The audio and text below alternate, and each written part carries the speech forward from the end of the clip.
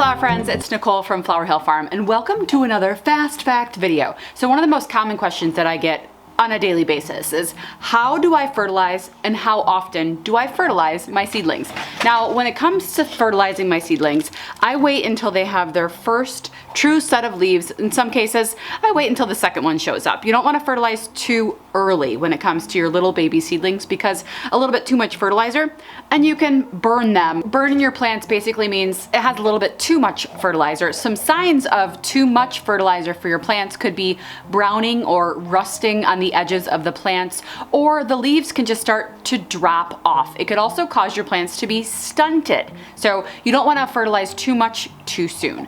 So some of the signs that your plants actually need fertilizer could be a little bit of a yellow striping of the leaves. I don't know if you can see some of these snapdragons here, but these snapdragons are only about a month old and they're starting to get a little bit of yellow striping. Like I can see the veins are remaining that dark green color. So they're just a little bit hungry. This is a good example of a snapdragon that desperately needs to be fed. That right there. Like, feed me now, please.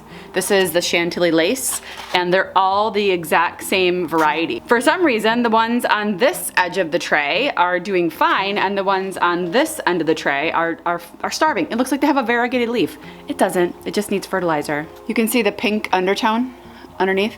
These are pink Chantilly lace. So basically I use an organic fertilizer called Neptune's Harvest. It's the 2-3-1 formula and it's made from a fish and seaweed emulsion. You also can get one, a bunch of different ones they have. They have one for specifically tomatoes and vegetables. They also have one that doesn't have fish, that only has seaweed. So go ahead and look that up and see which one works for you.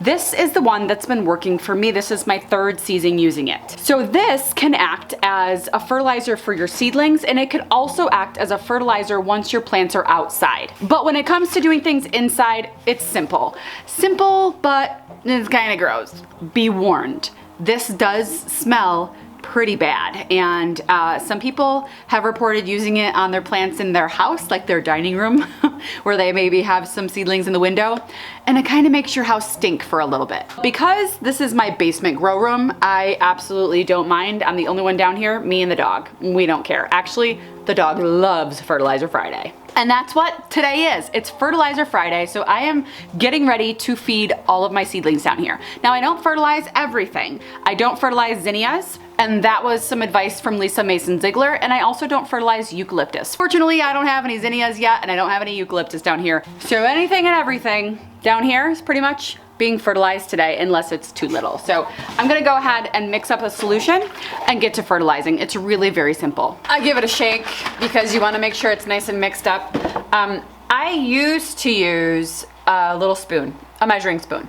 I do about a tablespoon per gallon of water. If you're afraid that's gonna be too much, you can start out with a teaspoon. But now that I've been doing it weekly for years now, I kind of know exactly how much to put in. Now that the fertilizer is in here, I'm gonna get some water.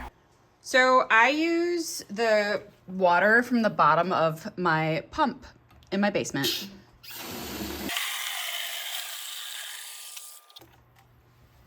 Yummy. I like to put the fertilizer in first. That way when I fill it up, it mixes on its own. I don't have to shake this bottle. So everything on this shelf is gonna get the treatment. I'm gonna just start at the top and I literally just pour it in and it soaks right up. You can actually watch it just kind of absorb in the soil blocks. Ew, looks like dirty pond water.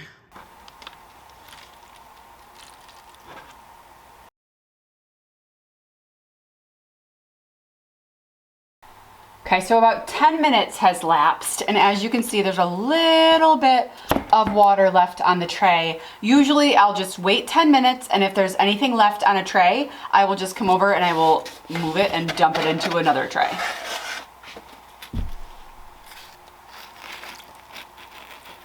Let it soak in. Oh, you're okay.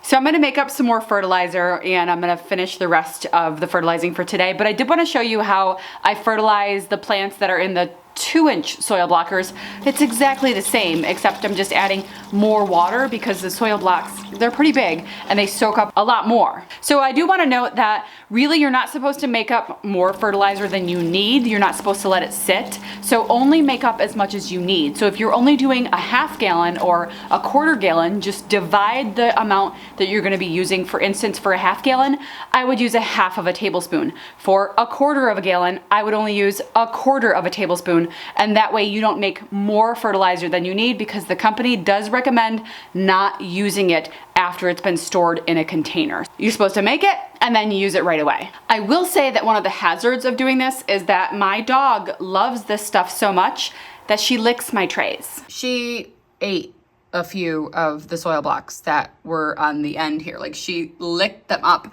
And the same thing down here. She just, came over and licked it and ate a few of these soil blocks along with the Happy Snaps.